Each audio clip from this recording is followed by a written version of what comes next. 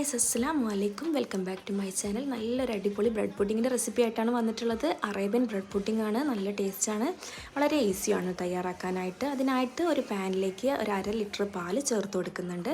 അതിലേക്ക് ആവശ്യമായിട്ടുള്ള മധുരം ഒരു 3/4 കപ്പ് പഞ്ചസാര ചേർത്ത് കൊടുക്കുന്നുണ്ട്. 2 ടേബിൾ സ്പൂൺ കസ്റ്റാർഡിലേക്ക് അല്പം പാലും ചേർത്ത് നല്ല രീതിയിൽ മിക്സ് ആക്കിയിട്ട് അതും ഒഴിച്ചു കൊടുക്കുന്നുണ്ട്. ഇനി നമ്മൾ ഫ്ലെയിം ഓൺ ചെയ്തിട്ട് നല്ല രീതിയിൽ തിളപ്പിച്ചിട്ട് കുറുക്കിയെടുത്തിട്ട് മാറ്റി വെക്കുന്നുണ്ട്.